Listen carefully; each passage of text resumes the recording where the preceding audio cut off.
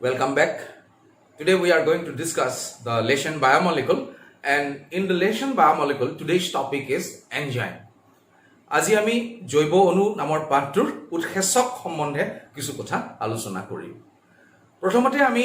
চাব বিচাৰিছো যে উৎসেচক বুলি ক'লে আমি কি বুজো? What do we exactly mean by enzymes? But before that, let us just imagine why is a cell living? এটা কোষ জীৱিত অৱস্থাত কিয় থাকে? It's because inside the cell there is protoplasm and the cytoplasm. That protoplasm or cytoplasm contains various chemicals, and these chemicals in the chemical, various chemical reactions take place, and as a result of those chemical reactions the cell shows the vital activities, and as a result of those vital activities we call the cell is living. কোষৰ ভিতৰত যি কোষপৰস থাকে সেই কোষপৰসত বিভিন্ন ধৰণৰ জৈৱ ৰাসায়নিক পদাৰ্থবোৰ থাকে, আৰু এই জৈৱ ৰাসায়নিক পদাৰ্থবোৰৰ মাজত কিছুমান ৰাসায়নিক বিক্ৰিয়া সংঘটিত হৈ থাকে, আৰু এই ৰাসায়নিক বিক্ৰিয়াবিলাকৰ ফলত কোষপৰসত যি বিশেষ ধৰণৰ আমি বিভিন্ন ক্ৰিয়াসমূহ দেখা পাওঁ, সেই ক্ৰিয়াসমূহে এটা কোষক জীৱিত অৱস্থাত ৰাখে। এতিয়া প্ৰশ্ন হ'ল যে কোষৰ ভিতৰত এই বিশেষ ধৰণৰ জৈৱ ৰাসায়নিক বিক্ৰিয়াসমূহ কেনেদৰে সম্পন্ন হয়, কোনে এই বিক্ৰিয়াসমূহ গাইড কৰে বা এইবিলাকক কোনে এক্সেলাৰেট কৰে, ত্বৰান্বিত কোনে কৰে? So how these biochemical reactions in the cell cytoplasm actually takes place, or how they are accelerated, how they are maintained? The answer is that in the cell,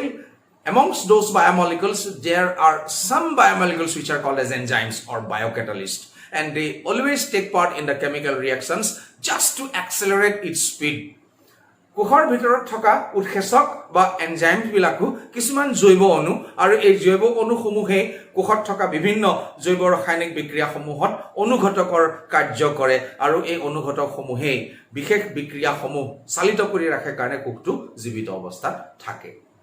We can just take the example how food is digested in our digestive tract. আমাৰ খাদ্যনলীত খাদ্যসমূহ কেনেদৰে পাচন হয়, আমি পাই আহিছো যে পাচন হ'বৰ কাৰণে বিভিন্ন এনজাইমছ বা উৎসেচকবোৰ থাকে। To digest the food in our alimentary canal we have several enzymes, and these enzymes take part in the breakdown of food. Not only digestion, in respiration, in different biochemical activities, physical activities inside our body like coagulation of blood, অৰ্থাৎ তেজ গোট মৰা প্ৰক্ৰিয়া, শ্বাস প্ৰশ্বাস, খাদ্য হজম হোৱা প্ৰক্ৰিয়া, এই বিভিন্ন প্ৰক্ৰিয়াবিলাকত কিছুমান উৎসেচক জড়িত হৈ থাকে, আৰু এই উৎসেচকবিলাকৰ বিশেষ প্ৰক্ৰিয়া বা ক্ৰিয়াসমূহৰ কাৰণে কোষবিলাক জীৱিত থাকে। আমাৰ শৰীৰত বিভিন্ন ধৰণৰ পৰিঘটনাবিলাক ঘটে, আমাৰ বৃদ্ধি হয়, আমাৰ বৰ্ধন হয়, আমাৰ বিকাশ ঘটে, বিভিন্ন ধৰণৰ প্ৰক্ৰিয়াসমূহ দেখা পাওঁ। So now directly coming back to the discovery of enzymes, এই উৎসেচকবিলাক কেনেদৰে ডিস্কভাৰ হৈছিল? প্ৰথমতে আমি নাম ল'ব লাগিব লুইছ পাস্তিউৰ। লুইছ পাস্তিউৰ তেওঁই প্ৰথমবাৰৰ কাৰণে এই কথাটো আৱিষ্কাৰ কৰিছিল যে গ্লুকোজক ইষ্টৰ উপস্থিতিত যদি ৰখা হয় তেতিয়াহ'লে গ্লুকোজবিলাক এলকহললৈ পৰিৱৰ্তিত হয়, ফাৰ্মেণ্টেশ্যন হয়, কিণ্বন প্ৰক্ৰিয়া। So Louis Pasteur was the first scientist who for the first time said it that glucose is converted to alcohol only in presence of yeast. Means he said that yeast has some special capacity which can convert glucose to alcohol, that is fermentation. পিছলৈ এই কথাটো প্ৰমাণিত হ'ল যে গ্লুকোজক এলকহললৈ পৰিৱৰ্তন কৰোঁতে কেৱল ইষ্টৰ ভূমিকা নহয়, তাৰ সলনি ইষ্টৰ বডিত থকা বা ইষ্টৰ চেলত থকা কিছুমান ৰাসায়নিক পদাৰ্থহে মূলতঃ ইয়াৰ কাৰণে জগৰীয়া। আৰু এই কথাটো আৱিষ্কাৰ কৰিছিলে কোনে কৰিছিল? Edward বাৰ্ছনাৰ। It was in 1893. He was a German scientist. জাৰ্মানীৰ এজন বিজ্ঞানী, তেখেতৰ নাম আছিল এডৱাৰ্ড বাৰ্ছনাৰ, আৰু সেয়া সময় আছিলে 1897। তেওঁ প্ৰথমবাৰৰ কাৰণে গ্লুকোজক এলকহললৈ পৰিৱৰ্তন কৰিছিল, কিন্তু ইষ্ট নোহোৱাকৈ, without the presence of yeast. How? By keeping some extract collected from the yeast. ইষ্টৰ কোষৰ পৰা আহৰণ কৰা বিশেষ ৰাসায়নিক পদাৰ্থৰ উপস্থিতিতহে এই বিশেষ পৰিঘটনাটো সম্পন্ন হয় বুলি প্ৰমাণ কৰিছিলে কোনে? এডৱাৰ্ড বাৰ্ছনাৰে। আৰু এডৱাৰ্ড বাৰ্ছনাৰে তেতিয়াই প্ৰথমবাৰৰ কাৰণে কৈছিল যে ইষ্ট নহয়, ইষ্টৰ শৰীৰৰ ভিতৰত থকা ইষ্টৰ সেলৰ ভিতৰত থকা সেই বিশেষ ৰাসায়নিক পদাৰ্থটোহে কিম্বন প্ৰক্ৰিয়া বা ফাৰ্মেন্টেশনৰ কাৰণে ৰেসপন্সিবল later on we have started calling that chemical extract which was responsible for converting glucose to alcohol বা তেনেকুৱা বিভিন্ন জৈৱ ৰাসায়নিক বিক্ৰিয়াত অংশগ্ৰহণ কৰা এনে বিশেষ কিছুমান পদাৰ্থক আমি একেলগে উৎসেচক বা এনজাইমছ বুলি নামকৰণ কৰো the enzyme the name was coined by Kuhn it was W Kuhn and it was in 1878 তেখেতে এই নামটো দিছিলে so that is the discovery of enzymes but now coming back directly to the nomenclature অৰ্থাৎ উৎসেচক বিলাকৰ নামকৰণ কেনেদৰে কৰা হয় how the enzymes are named enzymes বিলাক নামকৰণ কৰাৰ কাৰণে কেইটামান বিশেষ পদ্ধতি আছে আৰু এই পদ্ধতি বিলাক কোনে ৰাখিছিলে IUB international union of biochemistry international union of biochemistry বা IUB অনুসৰি আমি এনজাইমক যেতিয়া নামকৰণ কৰো তাৰ প্ৰথম নামকৰণ পদ্ধতিটো হৈছে generally A suffix ASE S is added to the name of the substrate that is on which the enzyme acts যেটো বিশেষ পদাৰ্থৰ ওপৰত উৎসেচকে ক্ৰিয়া কৰে সেই পদাৰ্থটোৰ নামেৰেই উৎসেচকৰ নামকৰণ কৰা হয় কিন্তু তাৰ কাৰণে কি কৰা হয় সাবষ্ট্ৰেট বা সেই বিশেষ কাৰ্যদ্ৰব্যটোৰ নামৰ পিছত ASE নামৰ এটা সাফিক্স এড কৰা হয় সাফিক্স যেনে আমি উদাহৰণ দিব বিচাৰিছো maltose it is a product maltose is a substrate যাক আমি কাৰ্যদ্ৰব্য বুলি কৈছো when maltose is to be broken down into glucose then you need an enzyme তো এই এনজাইমটোক আমি কি নাম দিম since the enzyme acts on maltose so this is called as maltase কারণ maltose আমি থাকিব MALTOSE ose is a carbohydrate maltose কিন্তু মাল্টোজক যেহেতু উৎসেচকটোৱে ভাঙি গ্লুকোজলৈ পৰিণত কৰে সেই কাৰণে উৎসেচকটোৰ নাম আমি একেই ৰাখিছো মাল্ট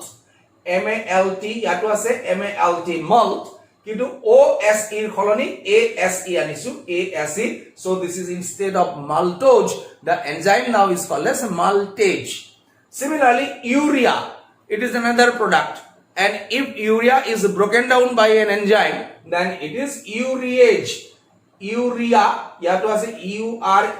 URE কিন্তু ইয়াৰ পিছত RE পিছত ASE শব্দটো লগলগোৱা হৈছে this is how by adding a suffix ASE enzymes are named গতিকে আমি দেখা পালো যে ফ্ৰুক্টোজক যদি ভাঙি পেলাই ফ্ৰুক্টেজ যদি ঠিক তেনেকৈ আমি দেখা পাও ল্যাকটোজক ভাঙি পেলাই ল্যাকটেজ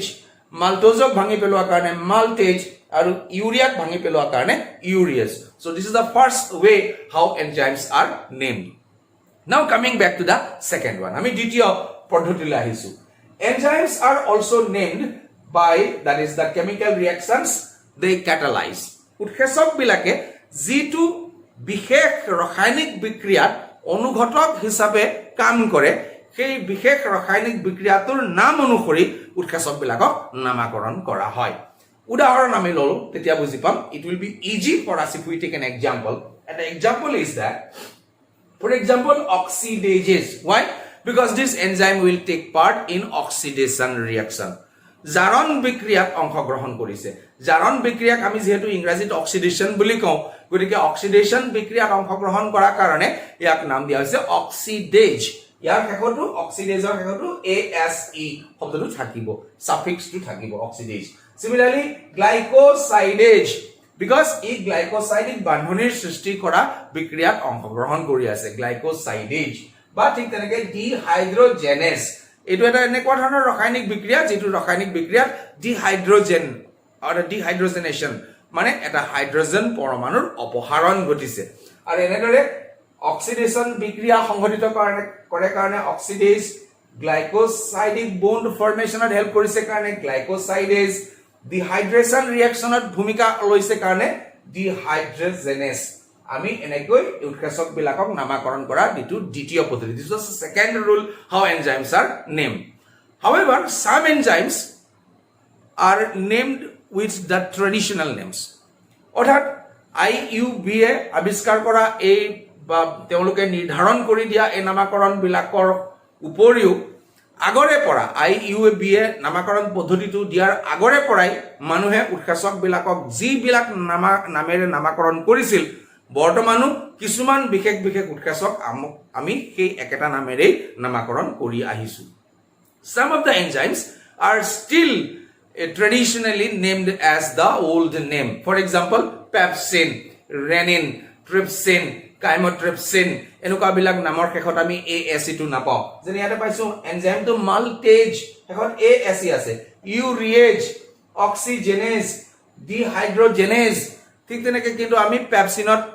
তেনেকুৱা ASE suffix টো পোৱা নাই so pepsin renin trypsin chymotrypsin এনেকুৱা বিলাক এনজাইমছৰ যিবিলাক নাম সেই নামবিলাক পৰম্পৰাগতভাৱে আহি আছে they are traditional names very old names and still we use those so this is the third way how the enzymes are named the fourth and the next process is that sometimes another suffix called as lytic is used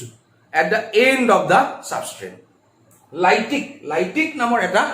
শব্দ উৎসেচকটোৰ নামাকৰণত ব্যৱহাৰ কৰা হয় lytic শব্দটোৱে কি বুজায় splitting means break down ভাঙি পেলোৱা কাৰ্য উদাহৰণ স্বৰূপে lipolytic enzyme বুলি কৈছে lipolytic means this is the enzyme which will break down lipidক ভাঙি পেলাইছে গতিকে আমি নাম দিছো তাক lipolytic একেধৰণে আমি দিছো proteolytic enzyme it means that proteolytic means these are the enzymes they will break down proteins protein bhangi pelai proteolytic lipid bhangi pelai se lipolytic গতিকে আমি দেখা পালো যে উৎসেচক বিলাকক নামাকৰণ কৰিবৰ কাৰণে আমি মূলত চাৰিটা পদ্ধতি উলাই লৈছো এটা হৈছে উৎসেচক বিলাকৰ নামৰ আমি সাফিক্স ASE ব্যৱহাৰ কৰি দুই নম্বৰ উৎসেচক বিলাকে যি বিলাক বিশেষ ধৰণৰ বিক্ৰিয়াত অংশগ্ৰহণ কৰে সেই বিক্ৰিয়াটোৰ নামেৰে তাক আমি নামাকৰণ কৰিম third কিছুমান উৎসেচকৰ নাম traditional name use কৰি আছো and number 4 we are using also another suffix and that is lytic the names like proteolytic lipolytic etc now let us come back to discuss certain general properties of enzymes উৎসেচকৰ কিছুমান বিশেষ ধৰ্ম these are the properties of enzymes and the first enzyme is that they remain unaltered at the end of the reaction আমি আগতে উল্লেখ কৰিছো enzymes are biocatalyst they are catalyst অনুঘটক and you have learned it in your school level that a catalyst directly never get involved in a chemical reaction that means a catalyst is never altered at the end of the chemical reaction it remains as it is its only role is to accelerate the rate of the reaction eta উৎসেচকক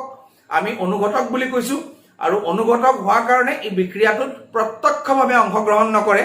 বিক্ৰিয়াটোত উপস্থিত থাকি মাত্ৰ বিক্ৰিয়াটোৰ গতিবেগ বৃদ্ধি কৰে গতিকে উৎসেচক বিলাক একোটা অনুঘটক হোৱাৰ কাৰণে উৎসেচক বিলাকে বিক্ৰিয়াৰ শেষত ধ্বংসপ্ৰাপ্ত নহয় এটোই হল ইয়াৰ এটা প্ৰধান বৈশিষ্ট্য that is the enzymes they remain unaltered at the end of the reaction second one they are required in small quantities উৎসেচক বিলাকৰ উপস্থিতি অতি সামান্য মাত্ৰাত হলেই এটা বিক্ৰিয়া যথাযথভাৱে সম্পন্ন হ'ব পাৰে to maintain the speed of a chemical reaction presence of a little amount of enzyme is enough therefore enzymes are present always in minute quantities so this is the second property of enzymes are required in always in minute quantities to maintain the chemical reactions inside the cell third one all enzymes are proteins in nature all enzymes are proteins so mi jiman উৎসেচক আছে সকলো black উৎসেচক একোটা প্ৰটিনেই হ'ব লাগিব এনেকুৱা কোনো উৎসেচক তুমি নামাকৰণ কৰিব নোৱাৰা বা তুমি দেখুৱাই দিব নোৱাৰা যিটো উৎসেচকৰ ধৰ্ম প্ৰটিন নহয় you cannot name an enzyme which is not protein all enzymes are proteins however all proteins however not enzymes সকলোবোৰ উৎসেচক একোটা প্ৰটিন হয় কিন্তু সকলোবোৰ প্ৰটিন একোটা উৎসেচক নহয় fourth one they accelerate the rate of reaction that we have already discussed ৰাসায়নিক বিক্ৰিয়াৰ উৎসেচক বিলাকে ৰাসায়নিক বিক্ৰিয়াটোৰ গতিবেগ বৃদ্ধি কৰে then enzymes are specific in action উৎসেচক বিলাকে মূলত এটা নিৰ্দিষ্ট কাৰ্যদ্ৰব্যৰ লগতহে বিক্ৰিয়া কৰে they are always specific in their reaction for example proteolytic enzyme they will always act on protein proteolytic উৎসেচকে কেৱল প্ৰটিনৰ ওপৰতহে বিক্ৰিয়া কৰিব ই কেতিয়াও লিপিড বা কাৰ্বোহাইড্ৰেটৰ ওপৰত বিক্ৰিয়া কৰিব নোৱাৰে স্পেসিফিক এটা নিৰ্দিষ্ট কাৰ্যদ্ৰব্যৰ ওপৰতহে উৎসেচক বিলাকে নিজৰ বিক্ৰিয়া দেখুৱায় they can act within a specific range of temperature. উৎসেচক বিলাকৰ যি কাৰ্য কৰিব পৰা ক্ষমতা অনুঘটকীয় ধৰ্ম, that is the catalytic nature of enzyme, always dependent on a certain range of temperature, which is usually 0 degrees Celsius and maximum of 40 to 45 degrees Celsius. 0 কৈ যদি টেম্পারেচার কমি যায় উৎসেচকৰ বা এনজাইমৰ এক্টিভিটি কমি যাব। Similarly 40 degrees Celsius বা 45 degrees Celsius কৈ temperature বাঢ়ি গলে এনজাইমৰ এক্টিভিটি আকৌ কমি যাব। So the enzymes act the best within a specific range of temperature, and at the same time the last but not least enzymes are pH dependent. উৎসেচক বিলাকে এটা নিৰ্দিষ্ট pH ৰেঞ্জৰ ভিতৰতে কাম কৰিব পাৰে। যেনে আমি জানো যে আমাৰ পাকস্থলী বা in the stomach whatever the enzymes like pepsin, renin etc are present, they act only in acidic medium. আমাৰ পাকস্থলীৰ ভিতৰত থকা renin, pepsin ইত্যাদি উৎসেচক বিলাকে যদি যথাযথভাৱে কাম কৰিব লগা হয় তেতিয়াহলে আমাৰ পেটৰ ভিতৰত এটা আম্লিক মাধ্যম থাকিব লাগিব। That means pepsin, renin etc can act only in acidic medium, that is in a specific pH. Similarly in the duodenum বা আমাৰ duodenumত যিবোৰ উৎসেচক থাকে সেই উৎসেচক বিলাকে কিন্তু এটা বেসিক মিডিয়ামতহে ফাংশন কৰিব পাৰে, acidic mediumত নোৱাৰে। So in that way we have come to know about the different properties of enzymes. Now we are coming back to discuss the classification of enzymes, how enzymes can be classified. So we can see enzyme classification is again given by IUB. This is International Union of Biochemistry, and according to them enzymes can be divided into 6 different categories. We can see they can be divided into 6 different categories. And what are those 6 different categories? উৎসেচক সমূহক আমি মূলত তাৰ ৰাসায়নিক বিক্ৰিয়া অনুসৰি 6টা ভাগত ভাগ কৰি পেলাইছো, আৰু এই 6টা ভাগক আমি নাম দিছো। 1 number oxidoreductases, 2 number hydrolases, 3 number transferases, 4 number lyases, number 5 isomerase, and the last is ligases. So এই 6টা আমি বিভিন্ন ভাগ পাইছো। আমি প্ৰথমতে আলোচনা কৰিব বিচাৰিছো অক্সিডোৰিডাক্টেজেছ। অক্সিডোৰিডাক্টেজেছ নামটোৱে ইয়াত কৈ আছে it will catalyze oxidation and reduction reaction. অৰ্থাৎ জাৰণ বিজাৰণ বিক্ৰিয়া সমূহ আমাৰ কোষৰ ভিতৰত যিবিলাক জাৰণ বিজাৰণ বিক্ৰিয়া সম্পন্ন হয়, redox reactions. So inside our cells there are some oxidation reduction reactions. These reactions are catalyzed by some specific enzymes, and these enzymes are called as oxidoreductases. For example, the enzymes which are involved in our respiratory system, or the enzymes which are involved in the fermentation process, they are all oxidoreductases enzymes. দুই number আমি আহিব বিচাৰিছো হাইড্ৰোলাইসিস। হাইড্ৰোলাইসিস নামটোৱে কৈ আছে hydro means পানী, অৰ্থাৎ পানীৰ লগত কিবা এটা সম্পৰ্ক আছে, there is some relation with water. What is that? They catalyze hydrolysis reactions, means the breakdown of a big compound with the help of water molecule. পানীৰ অণু যোগ কৰি পানীৰ অণুৰ সহায়ত যদি এটা ডাঙৰ অণু সৰু সৰু টুকুৰা টুকুৰ অংশলৈ ভাগ কৰিব পৰা যায় তেনে বিক্ৰিয়াবিলাকক আমি জলপঘাতন বুলি বিক্ৰিয়া বুলি কৈছো। আমি প্ৰটিন পঢ়োতে পাই আহিছো। সো তেনেকুৱা বিলাক এনজাইমছ যিবিলাক এনজাইমছে হাইড্ৰোলাইসিস ৰিঅ্যাকশনছ বিলাকক এক্সেলাৰেট কৰিব তেনেকুৱা বিলাকক আমি সেকেন্ড ক্যাটেগৰি নামছো hydrolysis. For example peptidase. Peptidase is the enzyme which will break down the peptide bond by addition of water molecule.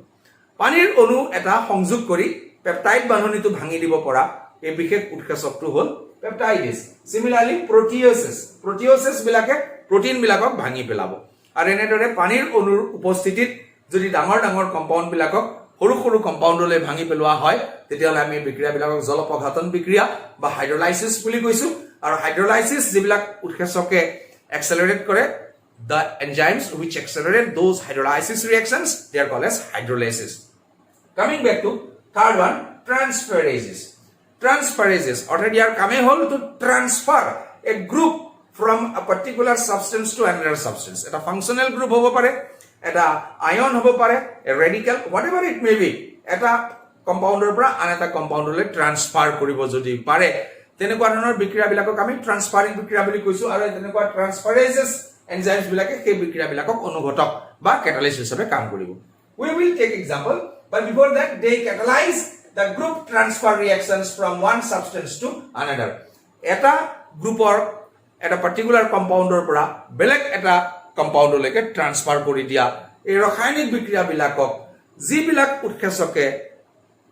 গতিবেগ বৃদ্ধি কৰি তাক সহায় কৰে তেনেবিলাক উৎসেচকক আমি ট্ৰান্সফাৰেজ নাম দিছো for example we can tech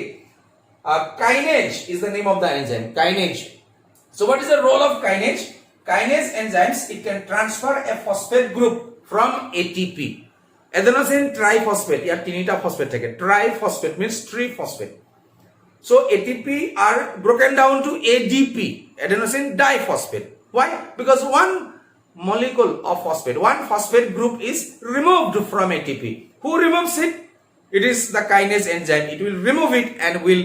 add it to some other compound so in that way it gets transferred a phosphate group gets transferred from ATP to another compound so this type of enzymes for example kinase is an example of transferases ইয়াৰ পিছত আমি আইছো lyase enzymes বা lyases they catalyze in the reactions where a group is removed from a substrate তো ইয়াৰ কামটো হল অপসাৰণ এটা বিশেষ কম্পাউণ্ডৰ পৰা বা এটা বিশেষ ধৰণৰ যৌগৰ পৰা এটা বিশেষ গ্ৰুপক ৰিমুভ কৰা বা আঁতৰাই লোৱা that means the lyases are those enzymes which can remove a particular group from a compound to form another new compound and then such enzymes will be called as lyases we can take example for example fumarase the name of the enzyme is fumarase ইয়াৰ প্ৰধান কাম কি it can convert malic acid to fumaric acid Krebs cycle আমি পাম ক্ৰেবৰ চক্ৰ respiration যেতিয়া তোমালোকে পঢ়িবা তেতিয়া পাবা বা respiration-ত Krebs cycle mitochondria ভিতৰত সংঘটিত হয় and in the mitochondria malic acid gets transferred to fumaric acid and in that time a molecule of water is removed from malic acid to form fumaric acid and this is done by enzymes আৰু সেই এনজাইমটোৰ নাম আছে fumarase enzyme so the fumarase enzyme can remove a group from one particular compound so fumarase is an example of lyases নামৰ এটা বিশেষ ধৰণৰ শ্ৰেণীত বিভাজিত কৰা হৈছে coming back to next one and number 5 it is isomerase isomer বা isomer বিলাকক আমি সমযোগী বুলিও কোৱা হয় সমযোগী বা isomers are those chemical compounds which have same chemical formula but different chemical structures so isomerase bilak kenekwa dhৰণৰ enzymes hobo they catalyze isomerization reactions where intermolecular rearrangement of the compound takes place eta বিশেষ ধৰণৰ compound কি হয়তো glucose ফৰ্মত আছিলে কিন্তু তাক ফ্ৰুক্টোজলে সলনি কৰি পেলোৱা হল so গ্লুকোজৰ পৰা যেতিয়া ফ্ৰুক্টোজলে সলনি কৰি পেলোৱা হয় তাৰ অকল কেমিক্যাল ষ্ট্ৰাকচাৰটোহে সলনি হয় কিন্তু কেমিক্যাল ফৰ্মুলা একেই থাকিব C6H12O6 এটো গ্লুকোজৰো ফৰ্মুলা হয় ফ্ৰুক্টোজৰো ফৰ্মুলা হয় গতিকে গ্লুকোজ এটা ফ্ৰুক্টোজলে যদি কনভাৰ্ট কৰা হয় if a glucose molecule is converted to fructose molecule you are actually changing the chemical structure intermolecular arrangement has been modified but as a whole the chemical formula has remained same তো এনেকুৱা ধৰণৰ ৰাসায়নিক বিক্ৰিয়াও আমাৰ সেলৰ ভিতৰত সংঘটিত হয় আৰু তেনেকুৱা ৰাসায়নিক বিক্ৰিয়াবিলাকক যিবিলাক এনজাইমে সদায় মেইনটেইন কৰে বা এক্সেলাৰেট কৰে তেনেকুৱা এনজাইমছ বিলাকক আমি নাম দিছো আইসোমেৰেজ enzyme we can take the example glucose 6 phosphate it is a compound and this compound can be converted to fructose 6 phosphate glucose 6 phosphate ক যেতিয়া fructose 6 phosphate লৈ সলনি কৰা হয় তেতিয়া মাত্ৰ ইয়াৰ কেমিক্যাল ষ্ট্ৰাকচাৰটোৱে চেঞ্জ হৈছে কিন্তু কেমিক্যাল ফৰ্মুলা একেই থাকিছে আৰু এই বিক্ৰিয়াটো কোনে সংঘটিত কৰিছে phosphohexose isomerase the name of the enzyme which can convert this is called as phosphohexose isomerase so phosphohexose isomerase is an isomerase enzyme according to IUB International Union of Biochemistry the last category of enzyme is ligases ligase means to join synthesize to make a new compound দুটা সৰু সৰু কম্পাউণ্ডক লগ লগাই এটা ডাঙৰ compound সৃষ্টি কৰা তেনেকৈ synthesis reaction বা আমি সংশ্লেষণ বিক্ৰিয়া বুলিও কওঁ আমাৰ সেলৰ ভিতৰত যিবিলাক সংশ্লেষণ বিক্ৰিয়া সংঘটিত হয় inside our cell the different synthesis reactions which take place they are always catalyzed by a group of enzymes, and these enzymes are called as ligases. For example, you can see ligases, they catalyze the synthesis reactions by condensation of two groups of substances. দুটা সৰু সৰু কম্পাউণ্ডৰ গ্ৰুপক একেলগে লগ লগাই এটা ডাঙৰ compound সৃষ্টি কৰা প্ৰক্ৰিয়াবিলাক আমি লাইগেজেছ এনজাইমে সংঘটিত কৰে বুলি কৈছো। কথাটো বুজিবৰ কাৰণে আমি উদাহৰণ ল'ব পাৰো। লাইগেজ এনজাইমছ যেতিয়া নিউক্লিওটাইডছ বিলাক লগ লাগে, এটা নিউক্লিওটাইডৰ লগত আন এটা নিউক্লিওটাইড আমি আৰএনএ ডিএনএ পঢ়োতে পাই আহিছো। So between two nucleotides, when two nucleotides needs to join, যেতিয়া জয়েন কৰিব লগা তেতিয়া লাইগেজ এনজাইমে তাত সহায় কৰে। আৰু একে ধৰণতে আমাৰ বায়োকেমিষ্ট্ৰিত আমি পঢ়িবলৈ পাম, স্পেচিয়েলি বায়োটেকনলজিত যেতিয়া ডিএনএ বিলাকক ৰিপেয়াৰ কৰিবৰ কাৰণে বিভিন্ন স্থানত কাটি কাটি টুকুৰা টুকুৰ কৰা হয়, টুকুৰা টুকুৰ কৰি ডিএনএৰ ডিফেক্টিভ পাৰ্টটো তাৰ পৰা উলিয়াই লৈ পুনৰ এটা শুদ্ধ পাৰ্ট তাত সংযোগ কৰা হয়, আৰু সংযোগ কৰাৰ পিছত তাক জোৰা লগাবলগীয়া হয়। Means when there is a defective DNA and it is to be repaired, then the defective part of the DNA is to be removed from the original parent DNA. And after removing it, the two parts of the DNA are again to be joined. And during this type of joining, we have to use the enzyme, and these enzymes are ligases. So these are the different 6 types of enzymes which are responsible for maintaining various biochemical reactions within our body, within our cells, due to which we are living today. So আজি আমি এনজাইমৰ বিষয়ে এইখিনি কথাই পঢ়িব বিচাৰিছিলো, আৰু এই পাঠটোত আমি এতিয়া গম পালো যে how enzymes were first discovered, then what are the different processes of giving names to an enzyme, then what are the different properties of enzyme, and finally enzyme classification. In our next class, we shall be discussing the mechanism of enzyme action. Thank you very much.